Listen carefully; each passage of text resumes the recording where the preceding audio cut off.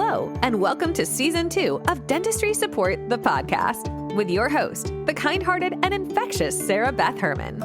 We're back for a new season and ready to pack a punch. In every episode, we'll be sharing you quick, impactful insights into the challenges our dental community and leaders in all industries face. Expect a little bit of flair, a few laughs, and you might even recognize a friend or two. Because of you, we are the #1 podcast in dentistry and #1 in management and business. And we couldn't be more excited to keep bringing you practical wisdom and leadership with a servant's heart. All delivered in just enough time for your commute or morning team huddle. We're glad you're here, so let's get into it. Please welcome your host, Sarah Beth. Hey there, and welcome back to Dentistry Support The Podcast. I'm your host, Sarah Beth Herman. If you're new around here, I am a business owner, a mentor, public speaker, and someone who has spent nearly 25 years leading and learning in the world of dentistry and so many other industries. I'm also a wife, a mother, a nana, and a firm believer in leaving every space I step into better than I found it. To my returning listeners, thank you for coming back and making this podcast what it is. You inspire me to keep showing up every week with more stories, more lessons, digital downloads, and more ideas, more ways to grow together. If you're listening today, I want you to know this episode is going to push you to think differently, not just about your business, but about how you treat the people who cross your paths. Because I'm not just here to talk about business strategies. I'm here to help you live and lead with purpose. Today, we're going to talk about something that I don't think we talk about enough: the balance between generosity and boundaries. How do you give to others without losing yourself? How do you honor your values while protecting your time, your energy, your resources? And most importantly, how do you leave things better than you found them in every interaction, whether it's with a client, a patient, a customer, a contractor, or even a competitor? I'll be sharing 2 stories that left a mark on me. The first is about a really stressful home project that turned into a lesson in integrity and kindness. The second is about conversations with people that you might think I should consider as competitors, but instead they became opportunities to collaborate and to grow. Both stories tie into the bigger picture of how we show up in the world, not just as professionals, but as humans. And of course, I want you to stick around all the way to the very end, because I'm going to recap a few things that I know you need to take with you today. Let's get started. Imagine this. My husband and I are in the middle of a massive remodel in our home. We are working on our formal dining room, our family room, the attached casita for our property, a studio, and our entire landscaping. It has been the project of a lifetime. We started this project about 6 months ago, and we're still not quite finished. We've been going all out: high-end lighting, beautiful wainscoting, the works. But we're on a tight schedule. We have now come all the way to the holiday season. Family is coming into town. I have a major photo shoot and videography session that is in less than 24 hours, and everything has to be perfect. But the timelines have been running really tight. At this point, we're about 24 hours from the videography session and the photo shoot. The contractor that we're using for this project is fabulous. They are very well known in higher end luxury homes in the area that I live in, and the work they do is second to none. Truly, they have an eye for attention to detail. It's exactly what my husband and I are looking for. Somehow, the project has been stalled. The electrician wasn't scheduled when they should have been. Paint hadn't been picked out. A lot of different things that go along with this project just were getting forgotten. I think I knew subconsciously that things with this project were starting to go south because I kept trying to follow up on different aspects of it, and things just weren't getting done. But I wasn't losing my cool. I was being very gracious because I do respect their time. I understand that projects don't always work out the way that we want them to, but we still need them to get done. And we don't need to get upset. We can just talk through and work through whatever those challenges look like. So that's what I'm doing. Fast forward, we're at the point where we are right now. 24 hours from the session that's coming up. The contractor lets me know that an electrician has been hired, and they're going to send one of their crew members to the house at 5 o'clock. They're going to get all of the electrical done so that the following morning, the wall can be built, the lights can be hung, the drywall can be done, the paint can be done. All of this is going to happen within the very narrow amount of time that we have left before this photo shoot is happening. 5 o'clock rolls around and a gentleman shows up at my home. Very young kid, very kind, very sweet. He's subcontracted by the company that we hired. And honestly, it was clear from the moment that he walked in, he was exhausted. You can see it in the way he carries himself. We welcome him in, show him around. He had asked several questions about where different access points were in the house. He saw we had a Red Bull fridge in our garage, and he asked for a Red Bull. And of course, anyone who comes into my home knows that everything in my home they're welcome to. So we hand him one. My husband, who is hands down the kindest person I know. And yeah, I'm a little biased because he's my husband, but truly, he always goes above and beyond. And for this young kid, he did the same thing. He went above and beyond to set this kid up for success. He shows him where all of our tools and supplies are, just in case he needs something. He makes him feel comfortable and basically treats him like family right out the gate. That's just who my husband is. No judgment, no looking him up and down, no wondering if he can handle the project. My husband's just unassumingly wonderful. For the next 4 hours, this young man works, or at least he tries to. By 9 o'clock, when he finally leaves, I walk into the dining room and I kind of felt my stomach sink a little bit. The walls are chipped and scuffed. The drywall dust is everywhere. The light switch he installed was crooked and scratched and scuffed like it had been thrown across a rocky floor and scuffed all up. The mounts for our high-end lights, they were completely off, which ruined the symmetry of what the design would be for the next morning. And he didn't clean anything up. He needed me to clean it up. Our living room looked like a construction zone, and while I understand that is part of what it looks like when you're doing a job, there is just a certain amount of respect that you always hope other people will have in your home. My husband and I were exhausted too, because by the time we cleaned everything up and helped the guy to his car and sent him on his way, it was nearly 10 o'clock. I was frustrated, and we were really running out of time because I had so many other things that were lined up and going on, and this timeline was so narrow that we didn't have time for mess ups. And yes, it's just a remodel job. Yes, it's just a house. Yes, it's just a contractor. Yes, it's just electrical work. But tensions get high when there are deadlines to be met. Even though we were exhausted, instead of getting angry, my husband hands him $500 for a job we were charged $460 for. Why? Because my husband always wants to acknowledge the effort that people put in. Even if their effort doesn't match our expectations, he's always willing to go above and beyond. And this young man, he put in the effort.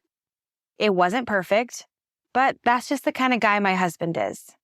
I immediately went into our formal dining room as soon as the gentleman left, and I took the pictures that were then sent to my contractor. And I just wanted them to understand the scope of where everything was at this point.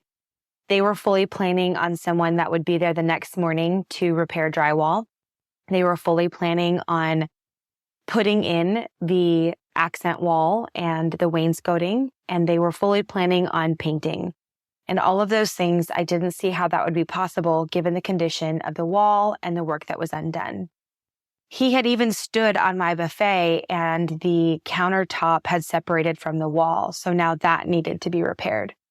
There were so many things that they needed to understand because it was now 10 o'clock at night and the time is still ticking. The next morning, the actual owner of the electrical company showed up with the crew from the contracting company. When I explained what had happened, he shook his head and he was frustrated, but he got right to work. And he fixed the wall. He hung the lights the right way. The contractor was able to get their things done. He let me know that the total for the day was $460. And I said, oh, we actually paid in cash last night. We gave the gentleman that was here $500. Immediately, you could see his face change. His head bowed down.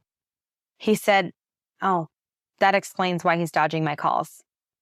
Turns out this guy pocketed the money and disappeared, wouldn't return his boss's calls. It would have been really easy to be upset. But then the owner shared his story. He hires people in recovery, individuals fighting to rebuild their lives after addiction. He gives them jobs, stability, and a second chance. My husband and I talked about it and decided to pay the $460 again, this time directly to the owner. And not because we had to, but because it was the right thing to do. A few minutes later, I got a text from him, and it said, "Wow, best customer ever." That wasn't my intention. We just wanted to honor his work and his mission. About 4 minutes later, my contractor called me, completely unprompted. He sent me half of the payment that I sent the electrician. He sent it back to me. They decided that they wanted to share the cost and make things right together. And I think that's what happens when you lead with generosity. It inspires other people to do the very same thing. Because maybe that contractor was thinking, I'm not covering the electrical work. They already paid for it. This guy's going to have to go track down this kid. But instead, he partnered with me. He worked with me when it wasn't his responsibility. And no, it wasn't my responsibility to double pay for work. No, it wasn't. But maybe for some reason, that kid needed the money more than I did. Or maybe he needed it for a different reason than I did.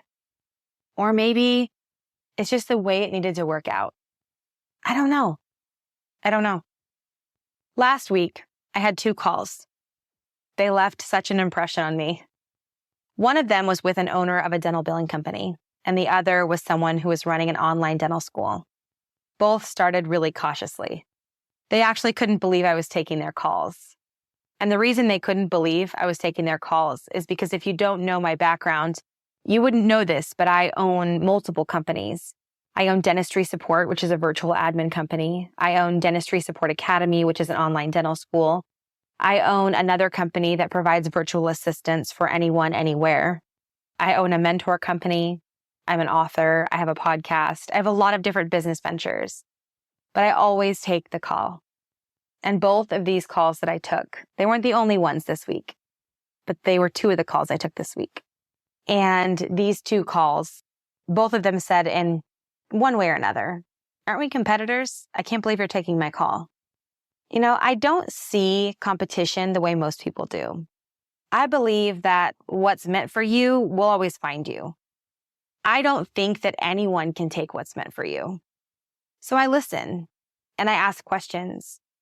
And I got to know both of these women, not just their businesses, but them as people. And by the end of each call, I asked the same thing. What can I leave you with today that would help you? What could I help you with in one small way that could leave you better than I found you? Both calls ended with gratitude, not just on their part, but mine too. It reminded me why I do what I do. Collaboration isn't just working together. It's not just attaching a famous name to mine and saying, "We work together, you should trust me now." For me, it's about building a community where everyone rises. I don't just want you to know my name, and I don't want you to just know my name attached to a popular name. And I don't just want you to know your name next to my popular name. I want us to all get there together. Collaboration doesn't mean overextending yourself. It means finding ways to add value while protecting your energy. I want you to learn to set clear expectations in your world. I don't want you to be afraid to say no when something doesn't align with your values. Talk to business owners every week.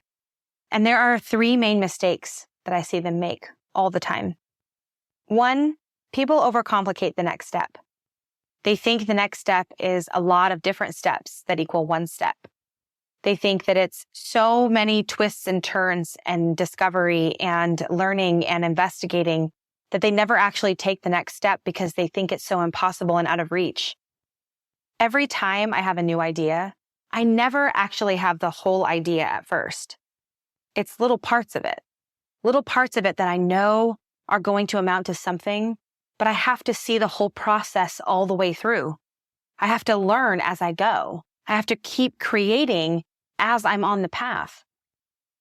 2, I see people not investing in their own growth. Now, it doesn't necessarily always mean money, but it does mean money sometimes. I talked to a friend of mine who owns a small business, and she said, sometimes people will message me and they will say, how did you find that supplier? Or who is your supplier for XYZ? She's in a completely different industry than me. And she said, sometimes she tells them, you know what, I don't have that information right now, but you can Google it, you can look it up. And I said, well, why do you say it like that? And she said, because what people don't know is when they ask me how I have that supplier, they don't know that I paid $3,000 to find that supplier. And now that supplier saves me thousands of dollars, but I had to pay to find that. Nothing is free in business. And I don't want someone thinking they can always come to me and get the answer. They don't know how hard I had to work to get it.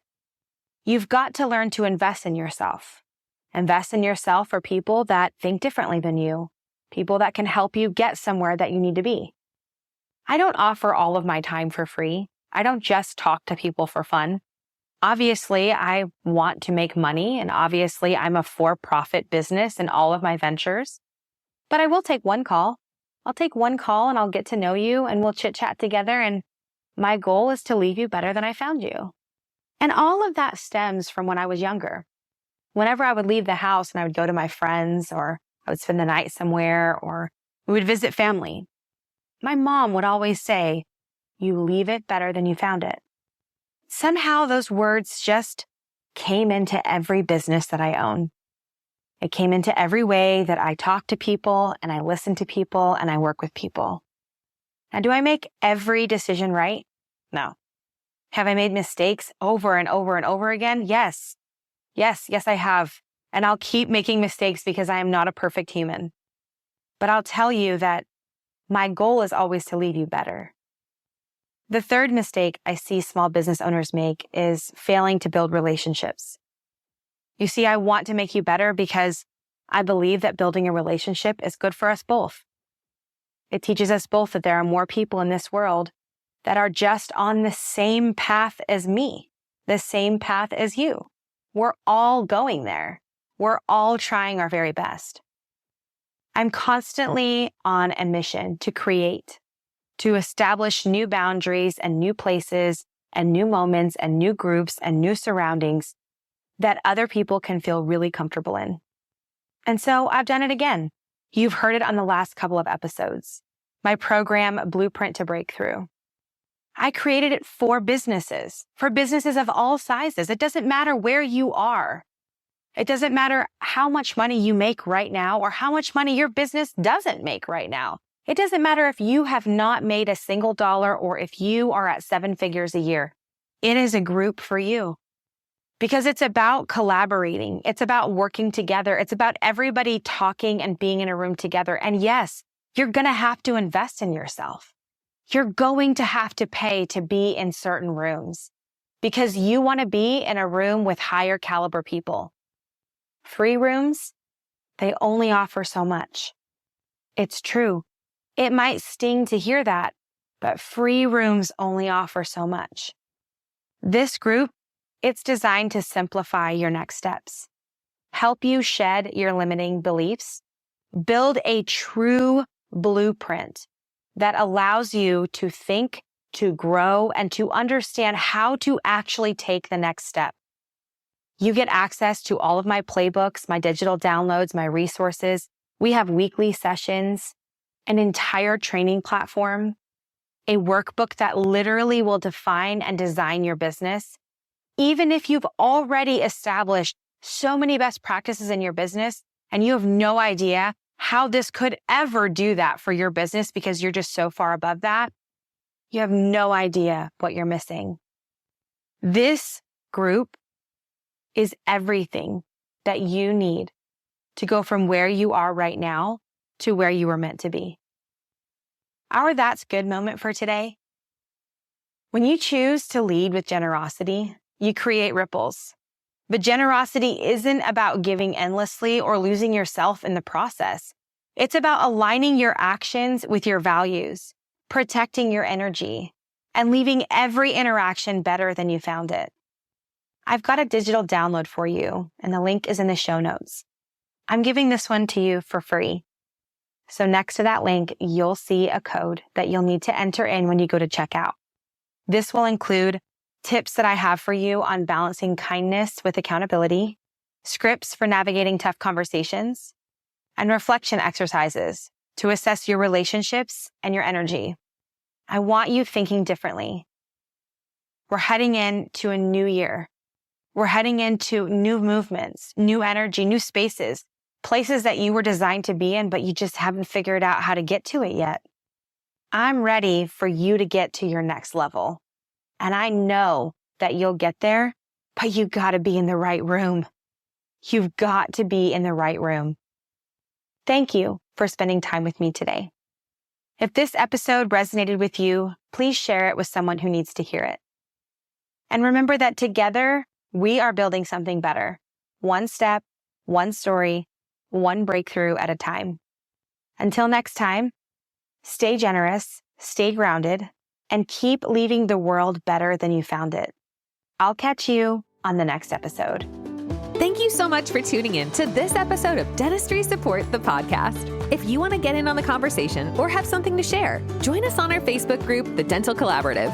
Looking to connect or to be a guest? Head over to dentistrysupport.com. Or if you'd like to learn more about your host, Sarah Beth, or maybe you're thinking of starting your own podcast or looking for mentorship opportunities, well, just visit sarahbethherman.com. If you've got just a sec, remember to rate, subscribe, and leave a review for the podcast. That helps us keep growing. Thanks for supporting the show, and we hope you'll join us again in the next episode of Dentistry Support the Podcast.